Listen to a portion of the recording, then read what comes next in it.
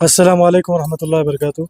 आज हमारे MLA madam Sabita Reddy madam का आज यहाँ सालेन में दौरा हुआ, जिसमें ख़ुसूसी यहाँ की जो ड्रेनिंग लाइन और बल्दी बरखी आबरस्तानी की जो मसाइल है उसको यहाँ पर मैडम इंस्पेक्शन करना है कि सबको हिदायत दी कि जल्द से जल्द ये कामों का आगाज़ करे। और मैडम ये भी बोल रही कि जितना हमारा 40 और 45 करोड़ रुपये और एसडीएफ में 25 करोड़ रुपये जो कैंसिल हो गए उसको फिर से यहाँ पर हम बुलाकर यहाँ के तरक्याती कामों को फिर से चालू किया जाए। हम गवर्नमेंट से रिक्वेस्ट कर रहे हैं कि यहाँ के हालात जितने बदतर थे वो थोड़ा हम बेहतर करने की कोशिश करें, लेकिन और काम यहाँ पर पेंडिंग है जो अगर आप वो फ़ंड अगर हम आपको रिलीज़ कर दिए तो तकरीबन हमारे बस्तियों में जितने भी बल्दी बरखी आबरस्तानी के जितने मसाले पूरे कम हो जाएंगे। लोग आज तकलीफ़ों में है, आज उनके घरों में पानी आ जा रहा, जो ड्रेनेज का गंदगी है, मासूम बच्चे बीमार हैं।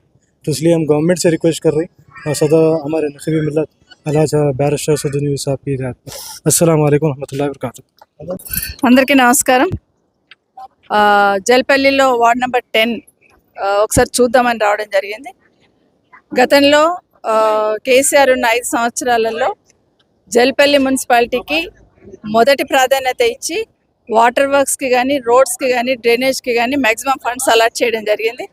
వాటర్కి సంబంధించి డ్రింకింగ్ వాటర్ గురించి ప్రతి బస్తీ, ప్రతి గల్లీ, ప్రతి ఇంటికి కనెక్షన్ ఇవ్వాలనేది. ఇంకా ఎక్కడైనా కనెక్షన్ పెండింగ్ ఉంటే వాటన్నిటిని కూడా ఏమని చైర్మన్ గారు ఉన్నారు, ఇక్కడే చైర్మన్ గారు కూడా రిక్వెస్ట్ చేస్తున్నాను, కమిషనర్ గారు ఉన్నారు, ఎక్కడైనా గల్లీలలో ఇంకా పెండింగ్ ఉంటే వాటర్కి సంబంధించి ఇమీడియట్గా ప్రపోజల్ ప్రిపేర్ చేయమని. రెండవది, చాలా వర్క్స్ కంప్లీట్ అయినాయి, ఇంకా కొన్ని వర్క్స్ పెండింగ్ ఉన్నాయి. గతంలో కేసీఆర్ గారు వచ్చినప్పుడు, కేటీఆర్ గారు వచ్చినప్పుడు ఎస్డిఎఫ్లో కానీ అదేవిధంగా హెచ్ఎండిఏలో కానీ చాలా నిధులు మన ఒక జల్పల్లికే ఇచ్చున్నాం. హెచ్ఎండిఏలో 45 crores జల్పల్లికి ఇచ్చున్నాము, ఎస్డిఎఫ్లో 25 crores ఇవ్వడం జరిగింది.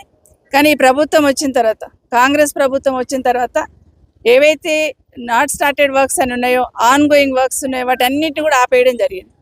నా రిక్వెస్ట్ ఏంటంటే ప్రభుత్వానికి, ఇక్కడ ఉన్న వాళ్ళందరూ పేదవాళ్ళే, వాళ్ళకి కావాల్సిన డ్రైనేజ్ సిస్టమ్ ఇక్కడ చాలా అవసరం ఉంది, రోడ్స్ అవసరం ఉన్నాయి. వీటన్నింటిని పూర్తి చేయాలంటే ఇప్పుడున్న నిధులతో పాటు ఇంచుమించు ఒక 100 కోట్లు ఉంటాయి అనుకుంటే ఇప్పుడు క్యాన్సిల్ అయినాయి.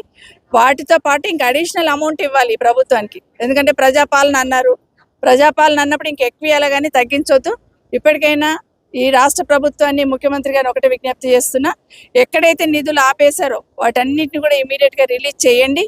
కావాలంటే ఇంకెక్కువ నిధులు ఇవ్వండి. ఎక్కువ నిధులు ఇచ్చి కేసీఆర్ కన్నా మేము బాగా పనిచేసినామనే మాట తెచ్చుకోండి, కానీ ఉన్న నిధులను క్యాన్సిల్ చేయొద్దని ప్రభుత్వానికి మరొకసారి విజ్ఞప్తి చేస్తున్నా.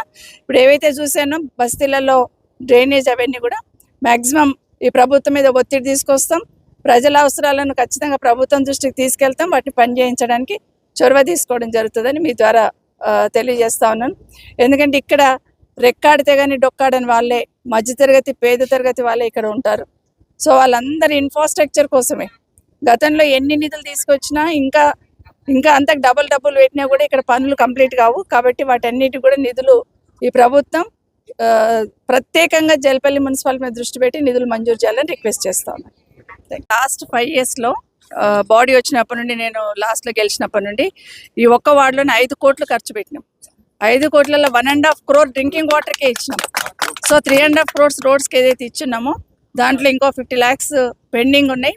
అవన్నీ కూడా రిలీజ్ చేయాలని ప్రభుత్వాన్ని కోరుతా ఉన్నాం. బ్యాలెన్స్ అమౌంట్ ఇంకా చాలా అవసరం ఉంటుంది. వీలుంటే ఇంకా ఎక్కువ ఇవ్వండి, కానీ ఉన్న నిధులను క్యాన్సిల్ చేయొద్దని ప్రభుత్వాన్ని విజ్ఞప్తి చేస్తున్నాం.